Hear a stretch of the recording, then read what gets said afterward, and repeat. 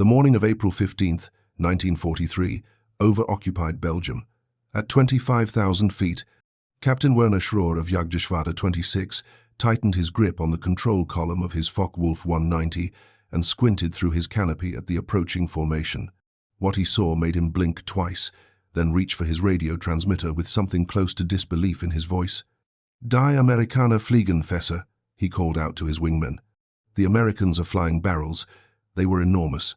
Compared to the sleek, sharp-nosed fighters Schroer had faced over the Channel Spitfires, with their elliptical wings, the occasional Hurricane, these new American machines looked absurd. Massive radial engines protruded from bulbous noses. Fat fuselages seemed to dwarf their stubby wings. The cockpit canopies sat perched atop the bodies like afterthoughts.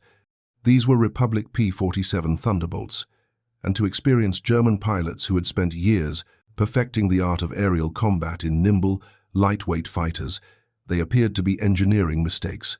Flying bathtubs, cargo aircraft with guns bolted on. Certainly not the kind of machine that could threaten the Luftwaffe's mastery of European skies. Schroer rolled his Focke-Wulf into attack position. His wingmen followed. They had faced American bombers before, lumbering formations of B-17s and B-24s that required courage but were predictable targets. These escort fighters, if they could even be called fighters, looked like they would be even easier prey. The German pilots had every reason for confidence. They flew aircraft designed by Kurt Tank's engineering team tight, responsive, deadly. If you're enjoying this deep dive into the story, hit the subscribe button and let us know in the comments from where in the world you are watching from today. Within 6 months, that confidence would be shattered. Within a year, German pilots would develop specific tactics just to avoid engaging Thunderbolts in certain situations. Within 2 years, Luftwaffe Ace Major Joseph Priller would admit with the bitterness of experience, "We laughed at them in 1943. Nobody laughs now." And by war's end, those ridiculous flying barrels would be credited with destroying 9,000 locomotives across occupied Europe, more than any other Allied fighter, crippling Germany's ability to move troops, supplies, and weapons at the precise moment when mobility meant survival.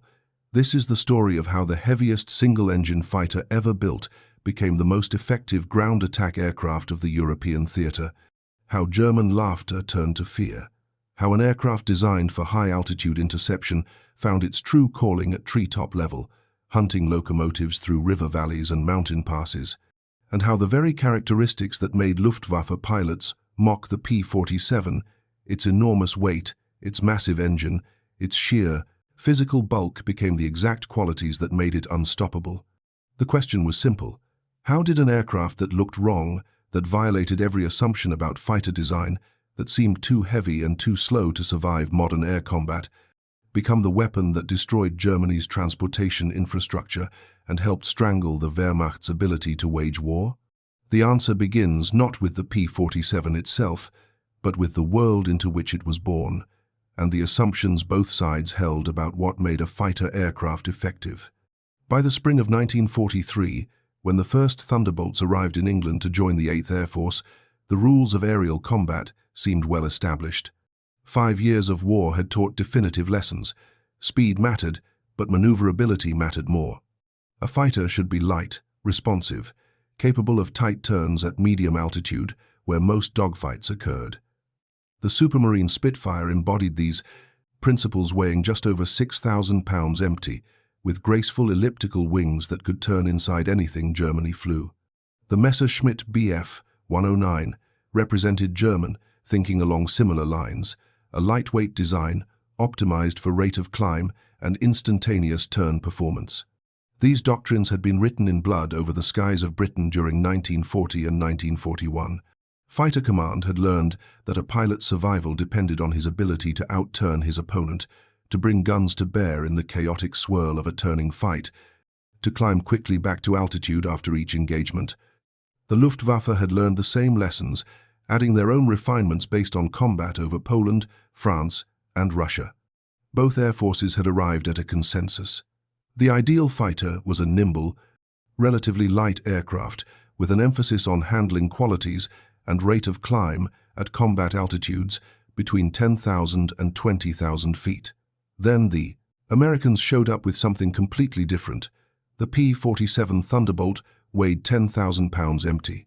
Fully loaded with fuel, ammunition, pilot, and equipment, it could exceed 17,500 pounds, making it heavier than some light bombers. It was powered by a Pratt & Whitney R2800 Double Wasp, an 18-cylinder radial engine producing 2,000 horsepower, driving a propeller 13 feet in diameter. The engine alone weighed 2,400 pounds. To provide ground clearance for that enormous propeller, Republic Aviation's engineers had designed telescoping landing gear that extended 9 inches as the wheels came down, adding complexity and weight. The fuselage was massive because it had to be. Behind the pilot sat the turbo supercharger system that gave the P-47 its high-altitude performance, a complex arrangement of ducts, intercoolers, and wastegates that fed compressed air to the engine at altitudes where other fighters gasped for oxygen. Exhaust gases from 18 cylinders were collected and routed through pipes along each side of the cockpit to drive the turbine, which spun at 21,300 revolutions per minute at full power. At maximum output, those pipes glowed red hot. The whole system required cooling air, oil cooling, intercooling, all of which added more ducting, more weight, more bulk. When the first P-47s arrived at Royal Air Force bases in England in January 1943, British pilots who had spent years flying Spitfires looked at them with something approaching horror. The Thunderbolt's wingtip stood higher than a Spitfire's cockpit. The cockpit itself was so large that pilots joked they could take evasive action by unbuckling their harnesses and running around inside the fuselage. One pilot compared it to flying a bathtub around the sky. The Spitfire Mark V they'd been flying had a wingspan 5 feet shorter, 1/4, less wing area, about 1/4 the fuselage volume, and weighed roughly half as much as a fully loaded Thunderbolt. German intelligence officers examining photographs of the new American fighter reached similar conclusions. Here was an aircraft that violated fundamental principles. Too heavy to turn with a Messerschmitt, too large to be nimble in combat. Probably adequate for escorting bombers at high altitude where maneuverability mattered less, but certainly not a threat in the kind of fluid, swirling dogfights where the Luftwaffe had established its dominance. The P-47's design reflected a completely different set of assumptions about air warfare assumptions. The United States Army Air Corps had developed not from European combat experience, but from clear-eyed analysis of what would be required to fight a war across the Atlantic. In 1940, as the Battle of Britain raged and France fell, Republic Aviation's chief engineer, Alexander Kartveli, sat in his office in Farmingdale, New York, studying intelligence reports about combat in Europe and making calculations about distance, altitude, and industrial capacity. The Americans would not be fighting over their own territory. They would be flying from England deep into occupied Europe and Germany itself. Range mattered. The ability to escort bombers to targets 400, 500, 600 miles from base, then return home, was not optional. It was the entire mission. High-altitude performance mattered because the bombers would be operating at 25,000 to 30,000 feet, and their escorts needed to be effective at those altitudes. And protection mattered because aircraft lost over enemy territory meant trained pilots captured or killed, and those pilots took months to replace, even if the industrial system could produce replacement aircraft in weeks. Kartveli's solution was radical. Instead of trying to match European fighters in turning performance, he would build a fighter optimized for high-altitude combat that could outdive anything in the sky, that could sustain damage no lightweight fighter could survive, and that carried enough fuel for deep penetration missions. The result violated every aesthetic principle of fighter design. It was, objectively, ugly, but it was also exactly what the mission required. The Pratt & Whitney R2800 engine wasn't chosen for its lightweight, it wasn't light. It was chosen because it was reliable, because it was air-cooled, and thus had no vulnerable coolant system that could be punctured by a single bullet, and because it could produce enormous power. That 18-cylinder radial engine, sitting in front of the cockpit like a shield, could absorb punishment that would have destroyed the inline liquid-cooled engines in a Spitfire or Messerschmitt. Pilots discovered they could lose cylinders, have them literally shot away by cannon fire, and the engine would keep running. Rough but functional, bringing them home. The turbo supercharger system added weight and complexity, but it gave the P-47 capabilities, no other fighter possessed. At 30,000 feet, where the air was thin and other fighters struggled, the Thunderbolt was still fast and responsive.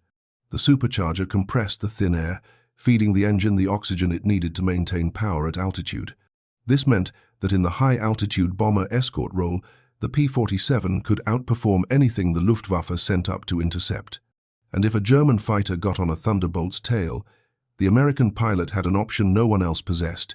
He could push the nose down and dive. The laws of physics were unforgiving. The P-47's weight, which made it sluggish in turns, became an advantage in a dive. It fell like a stone, but a controlled stone, accelerating past 500 miles per hour, faster than any Messerschmitt or Focke-Wulf could follow. German pilots quickly learned that chasing a diving Thunderbolt was suicide.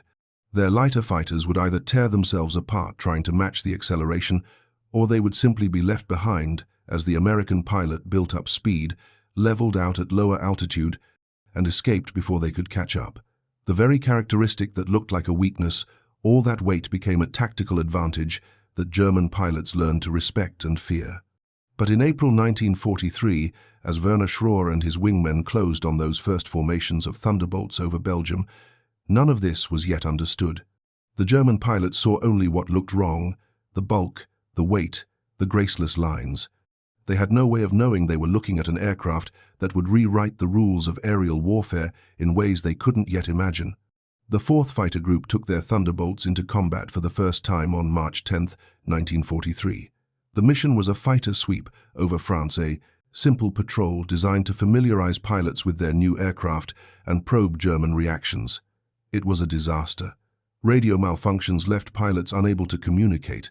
The Thunderbolts felt sluggish at medium altitudes where the sweep occurred. Pilots accustomed to the Spitfire's instant response found themselves wrestling with controls that seemed heavy and unresponsive. They returned to England discouraged, wondering if they'd been given inferior equipment. The radios were fixed, replaced with British sets that actually worked. And then, on April 15th, Major Don Blakesley scored the Thunderbolt's first confirmed aerial victory, shooting down a Focke-Wulf 190. The kill was instructive. Blakesley hadn't tried to outturn his opponent. He'd used altitude advantage and diving speed to position himself for a single, devastating attack run. The 850 caliber machine guns in the Thunderbolt's wings, firing armor-piercing incendiary rounds at a combined rate of over 100 rounds per second, had torn the German fighter apart. The Focke-Wulf hadn't exploded or burned, it had simply disintegrated under the weight of fire. Over the next months, American pilots developed tactics that played to the Thunderbolt's strengths. They stayed high, typically at 28,000 to 32,000 feet, where their turbo-supercharged engines gave them superiority over any German fighter. From that altitude, they watched for threats and opportunities. When they spotted enemy aircraft below, they didn't descend into turning fights. They dove, building speed until they were moving faster than anything else in the sky, made a single high-speed attack pass, and used their momentum to climb back to altitude before the Germans could react. If a Messerschmitt or Focke-Wulf got behind them, they didn't turn to fight. They pushed the nose down and dove away, escaping at speeds the German fighters couldn't match without risking structural failure. German pilots adapted too, but their adaptations revealed their growing respect for the Thunderbolt. Kurt Bühligen, a Luftwaffe ace who would finish the war with 112 victories, developed a specific counter-tactic. The P-47 was very heavy, too heavy for some maneuvers. We would see it coming from behind and pull up fast, and the P-47 couldn't follow, and we came around and got on its tail in this way. This worked sometimes, but it required the German pilot to spot the Thunderbolt early, execute the maneuver perfectly, and hope the American didn't simply dive away before the German could complete his turning reversal. It was a technique born of necessity, not confidence. By mid-1943, the Thunderbolt had proven itself as an escort fighter. The 56th Fighter Group, led by Lieutenant Colonel Hubert Zemke and later by Lieutenant Colonel Francis Gabreski, became legendary flying P-47's. They developed aggressive tactics, pushing their aircraft to its limits, and racked up impressive kill tallies. Gabreski himself would score 28 confirmed aerial victories, all in Thunderbolts. Captain Robert Johnson scored 27. These weren't pilots compensating for inferior equipment, they were pilots exploiting advantages that European combat doctrine hadn't anticipated. But the P-47's true impact on the European war wouldn't come from high-altitude fighter combat. It would come from a role no one had originally envisioned for this massive aircraft. In late 1943, as Allied planners prepared for the invasion of France, they faced a critical question. How could they prevent German armored divisions from reaching the Normandy beaches quickly enough to throw the invasion back into the sea? The answer involved bombing French rail yards and bridges, but it also required something more immediate and flexible. They needed aircraft that could hunt German transportation at low altitude, attacking trains and trucks wherever they appeared, cutting supply lines faster than the Germans could repair them. For this mission, lightweight fighters like the Spitfire and Messerschmitt were poorly suited. Flying at treetop level through intense anti-aircraft fire, taking hits from 20mm and 37mm flak guns, required an aircraft that could absorb punishment. The Thunderbolt, with its massive radial engine serving as armor, its robust airframe, its redundant systems, was almost ideally suited for this brutal work. In March 1944, Major Glenn Duncan of the 353rd Fighter Group began operational tests of low-level strafing and dive bombing tactics. The results exceeded expectations. The P-47, it turned out, could deliver devastating firepower against ground targets and survive the kind of battle damage that would have destroyed any other single-engine fighter in Europe. The campaign against German railways began in earnest in April and May 1944 as part of the transportation plan designed to isolate Normandy from German reinforcements. 9th Air Force P-47's, operating from bases in England, flew armed reconnaissance missions across France, seeking targets of opportunity. Locomotives became priority targets. Each working locomotive could pull dozens of rail cars loaded with troops, tanks, ammunition, or fuel. Destroy the locomotive, and the entire train was immobilized. Destroy enough locomotives, and Germany's ability to move military forces collapsed. Flying these missions required a specific technique that pilots learned through experience and shared through squadron briefings.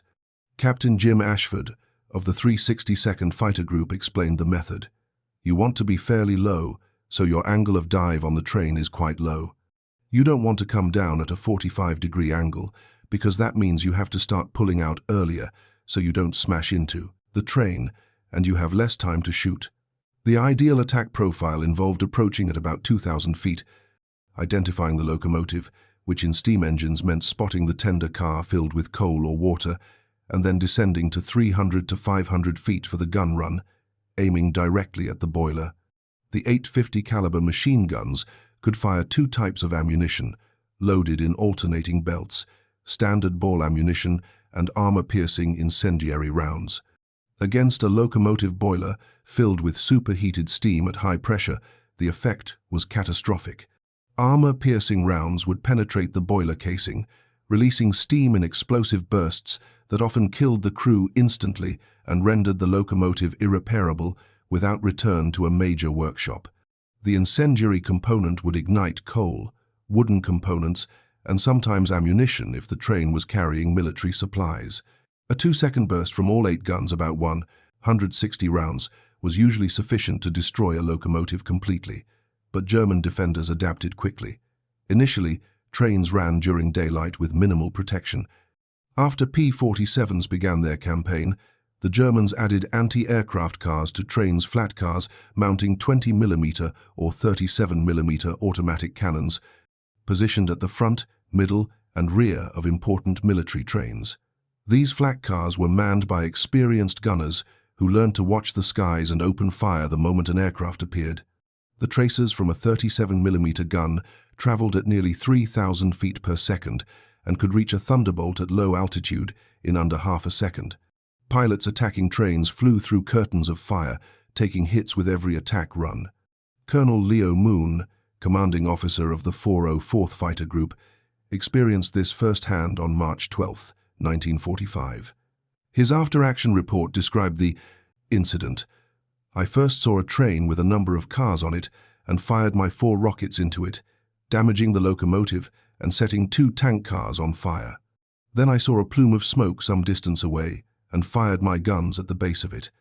As I got nearer, I saw that the smoke was coming out of a short tunnel, and a train was protruding from the other end. As I swung around to make an attack on it, I saw a little red ball flash past my wing, and I wondered what it was. I soon found out. His P-47 took direct hits from 20mm rounds that nearly severed the pitot tube and damaged the bomb pylon. He made it back to base, but barely. Lieutenant Neil Worley of the 365th Fighter Group had an even closer call on May 28, 1944. After making a high-speed pass on a German troop train, I made a sieve of the locomotive, but I ran into the steel cable, supporting a water tower beside the tracks. 40 feet of half-inch steel cable wrapped around his propeller. The impact should have torn the propeller off, which would have caused immediate catastrophic engine failure. Instead, the massive Pratt & Whitney radial kept running, vibrating badly but producing enough power to get Worley back across the English Channel. The Thunderbolt could survive damage that would have ended any other fighter's mission. The statistics from D-Day forward tell the story of this campaign's scale. From June 6, 1944, to May 8, 1945, Victory in Europe Day Thunderbolt pilots claimed destruction of 9,000 locomotives and 86,000 railway cars. These were claims made by pilots and validated through gun camera footage and ground reconnaissance. The actual numbers may have been somewhat lower. Combat claims always involved some uncertainty, but German records confirm that by late 1944, rail transportation in France and Western Germany had effectively collapsed. Field Marshal Gerd von Rundstedt, commander of all German forces in the West, complained bitterly that air attacks made it impossible to bring one single railroad train across the Rhine, though this was an overstatement born of frustration. The true measure of the P-47's impact came not in any single dramatic engagement, but in the cumulative weight of thousands of missions flown by hundreds of pilots across 11 months of continuous operations. But if one period crystallizes the transformation, the moment when German mockery turned to desperate fear, it was the period immediately following D-Day, June 6 through August 1, 1944. During these 8 weeks, as Allied forces struggled to break out of the Normandy beachhead, German commanders attempted to move armored divisions into position to contain the invasion. The Panzer Lehr Division, stationed near Chartres, began moving toward Normandy on June 7. Under normal circumstances, a motorized move of 120 miles would take perhaps 2 days, with units arriving ready for immediate combat. Instead, harassed constantly by P-47's of the 9th Air Force, the division took 5 days to reach the front and arrived with 30% of its vehicles destroyed or abandoned and its fuel supplies depleted. The division went into action piecemeal, never achieving the concentrated armored assault German doctrine required. The 2nd SS Panzer Division Das Reich, stationed near Toulouse, received orders on June 8 to move north to Normandy. The distance was 450 miles. Under peacetime conditions, this would have been a 3-day road march. Under air attack, it took 17 days. P-47's from the 19th Tactical Air Command hunted the division relentlessly, attacking vehicle columns, destroying fuel trucks, forcing the Germans to move only at night, and often abandoning vehicles when fuel ran out. The division that finally reached Normandy had lost more than a third of its combat strength to air attack before firing a shot at Allied ground forces. On July 29, 1944, during Operation Cobra, the American breakout from Normandy, the 405th Fighter Group encountered a German column trapped between Rancy and Saint-Denis-le-Vertou. Elements of the 2nd and 3rd Armored Divisions had caught this column on a road with bocage hedgerows on both sides, blocking escape. The P-47's arrived at 3 to 10 in the afternoon and attacked continuously until 9:40 in the evening. The pilots flew multiple sorties, returning to base to rearm and refuel, then flying back to continue the attack. When ground forces examined the site the next morning, they counted 66 destroyed tanks, 204 destroyed vehicles, and 11 destroyed guns. The road was impassable, blocked by burning wreckage and German dead. If you find this story engaging, please take a moment to subscribe and enable notifications. It helps us continue producing in-depth content like this. Luftwaffe ace Heinz Behr, who survived the war with 220 aerial victories and had fought Thunderbolts repeatedly, gave perhaps the most succinct German assessment. The P-47 could absorb an astounding amount of lead and had to be handled very carefully. This from a pilot who had mastered combat against Spitfires, Hurricanes, and Soviet fighters. The careful handling Bear referred to meant avoiding combat whenever possible, engaging only when tactical advantage was overwhelming, and never, ever following a Thunderbolt into a dive or trying to attack one at low altitude where its ruggedness made it nearly invulnerable. Major Joseph Priller, another high-scoring Luftwaffe ace, was more direct in his post-war assessment. He admitted that German pilots had initially dismissed the Thunderbolt as ineffective. "We laughed at them in 1943. Nobody laughs now." By 1945, Priller called the P-47 the perfect fighter bomber, noting that its guns never jammed, never overheated, and the aircraft consistently outmatched expectations. This represented a complete reversal of the assessment German pilots had made when they first saw Thunderbolts over Belgium in April 1943. The reversal wasn't based on changing opinions or propaganda. It was based on hard material evidence that accumulated mission after mission.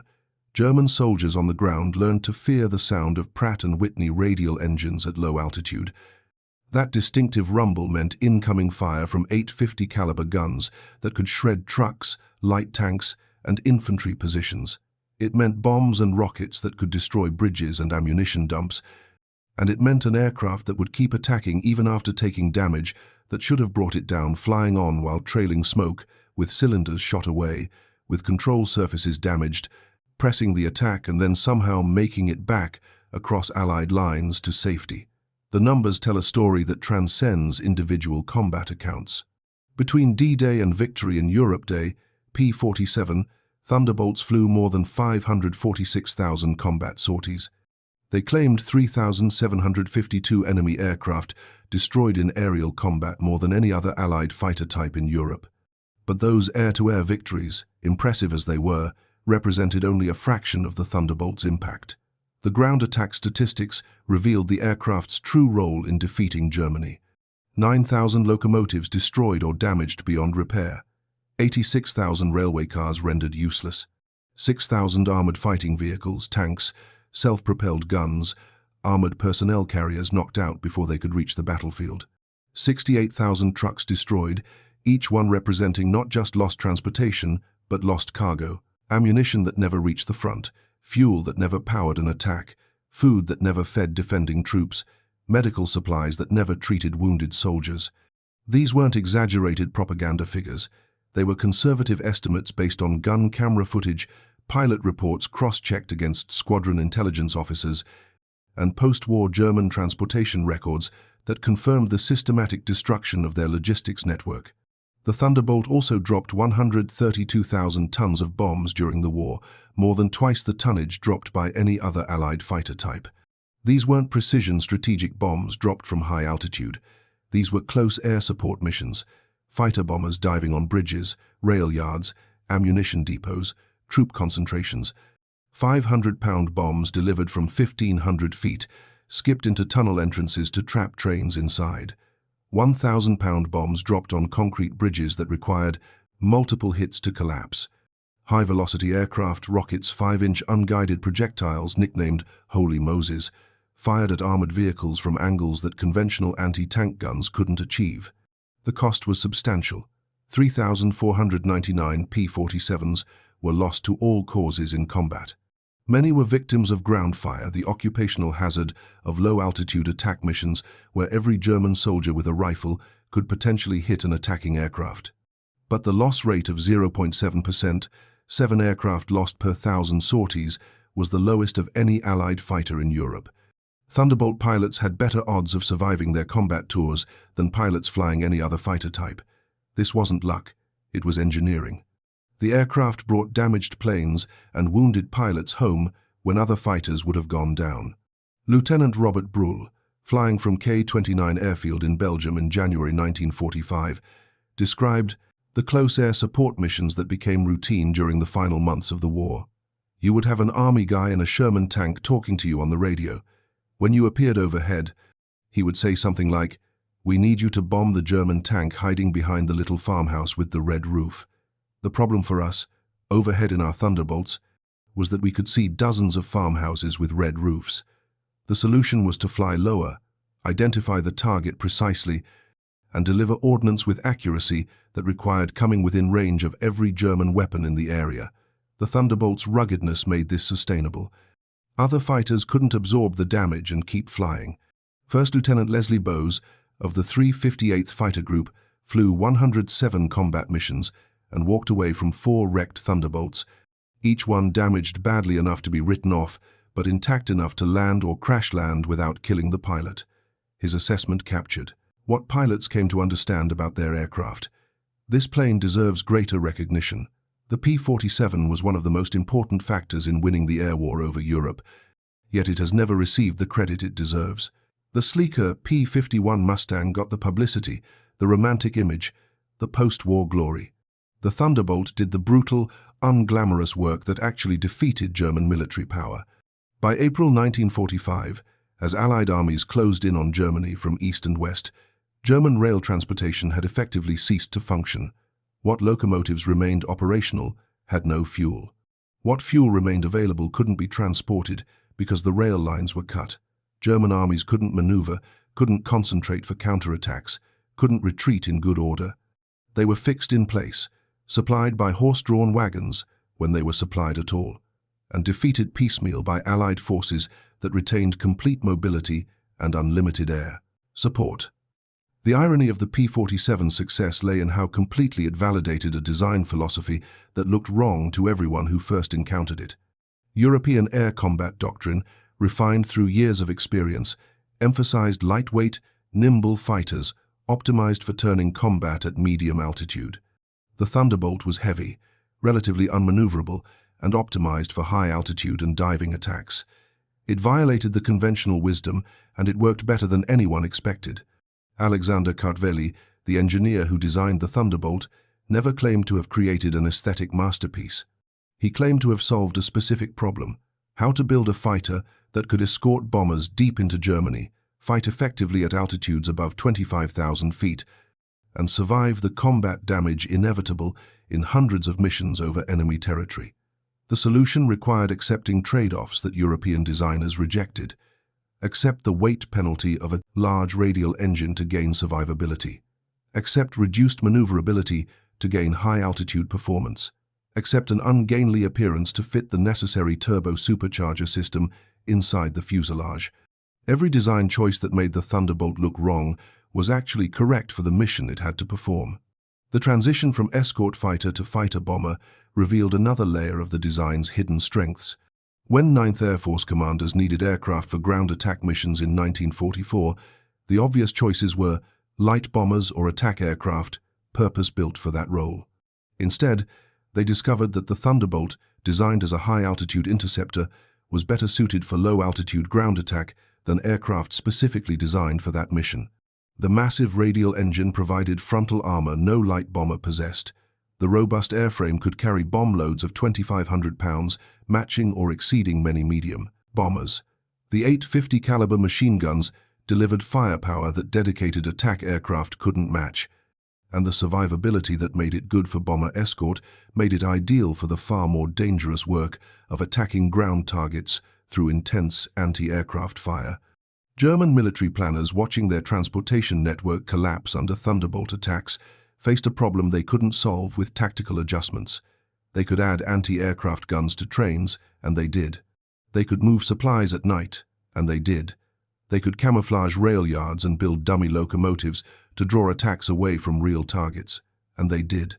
None of it mattered. The Allies had more Thunderbolts than Germany had anti-aircraft guns. The Thunderbolts flew both day and night missions. Gun camera footage allowed pilots to distinguish real locomotives from decoys.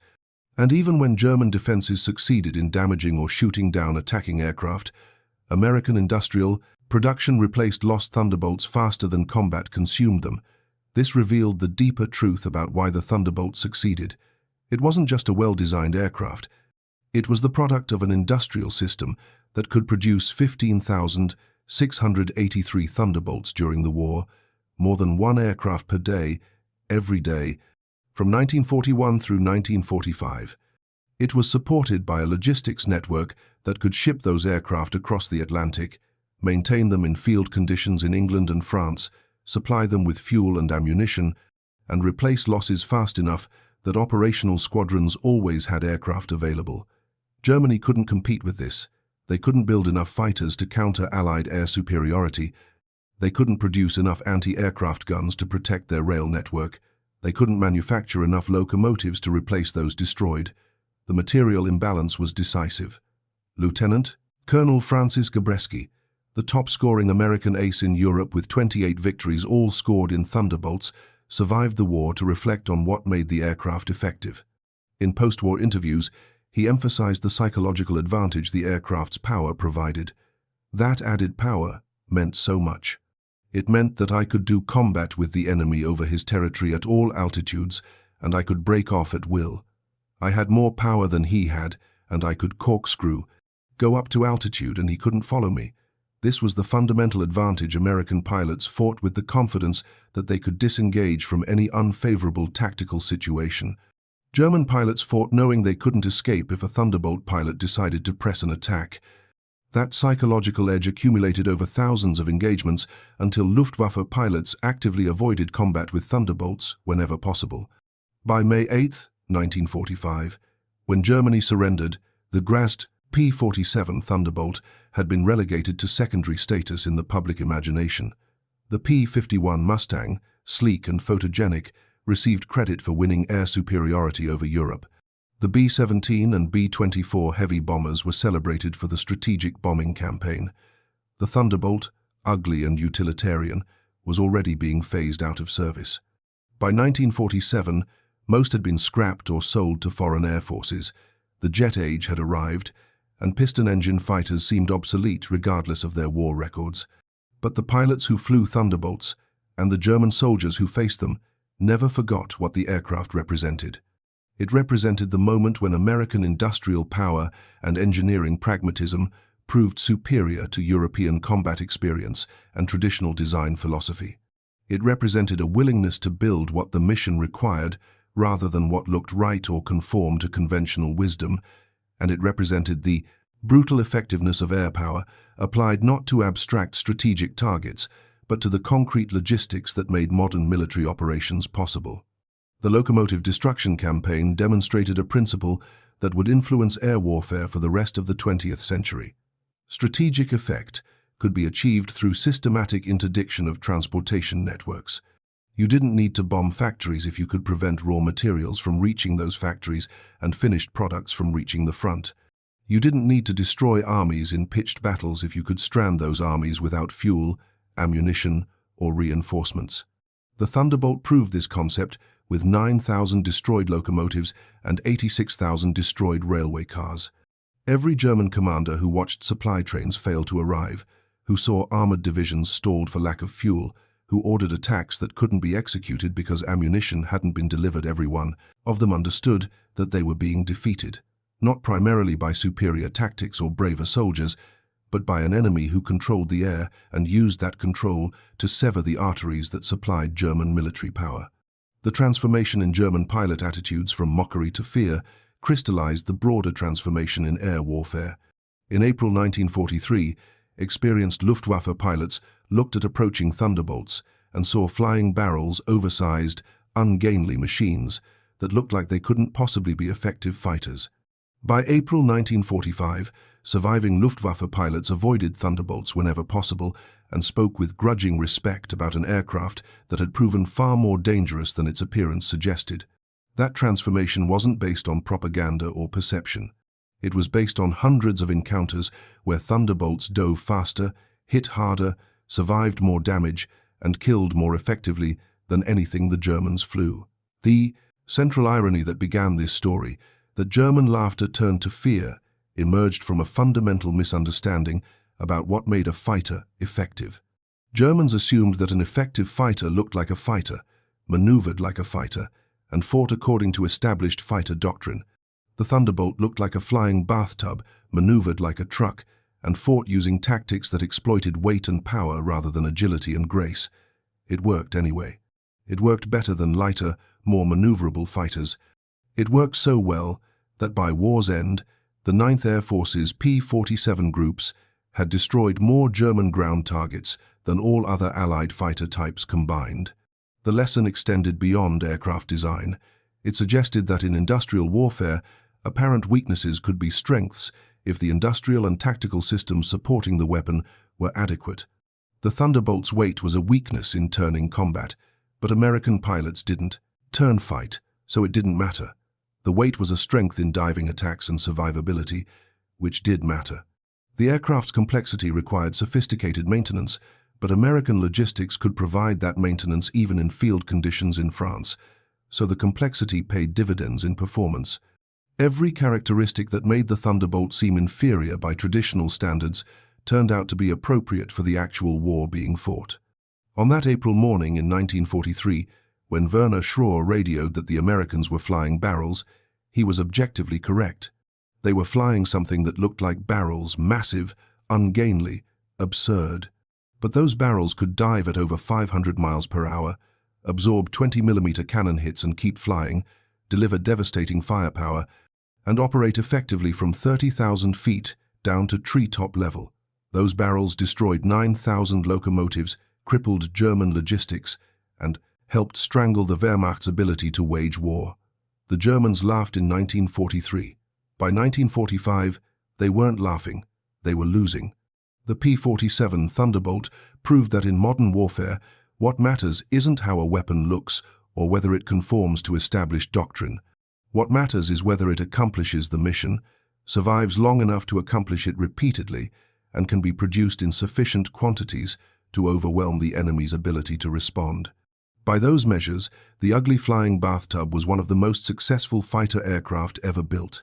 The 9,000 destroyed locomotives, scattered across France and Germany, stood as monuments to the effectiveness of engineering pragmatism over aesthetic grace, industrial power over traditional skill, and American willingness to build what worked rather than what looked right. Thank you for watching. For more detailed historical breakdowns, check out the other videos on your screen now. And don't forget to subscribe.